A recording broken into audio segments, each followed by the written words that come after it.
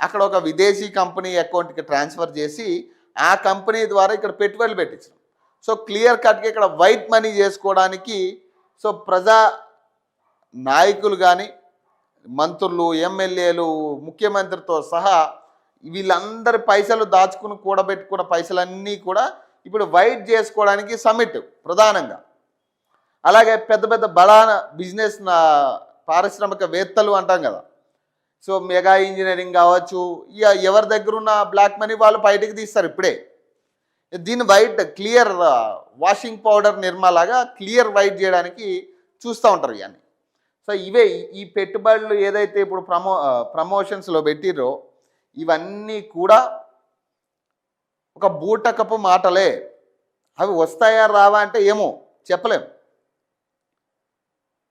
So ఇందులో కొన్ని genuine ఉండొచ్చు, కొన్ని ఇట్లా డమ్మీ ఉండొచ్చు.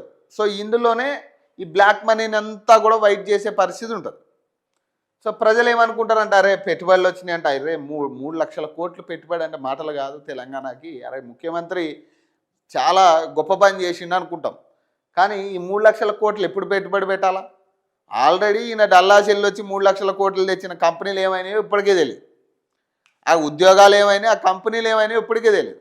మళ్ళీ ఇప్పుడు 3 లక్షల కోట్లు పెట్టుబడి అని ఈ ప్రచారమా లేకపోతే ఏందా అనేది తెలియదు. ఆల్రెడీ గ్లోబల్ సమ్మిట్ పేరు మీద వేల కోట్లు తగిలేస్తూ ఉన్నారు. దాదాపు 1000-1500 కోట్లు అయి ఉంటాయి ఇప్పటిదాకా. మరి ఈ పైసలన్నీ ఎవరంటే ప్రజాధనమే. తెలంగాణ ప్రజలు ట్యాక్సులు కట్టిన పైసలే ఈ 1500 కోట్లు ఈ 2 రోజుల సమ్మిట్కి ఉపయోగిస్తున్నారు. మరి ఈ 1500 కోట్లు ఇంకో చాట ఇన్వెస్ట్ చేస్తే తెలంగాణలో చాలా సమస్యలు ఉన్నాయి,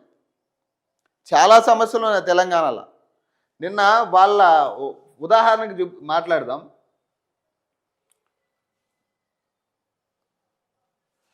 నిన్న వాళ్ళ ఎమ్మెల్యే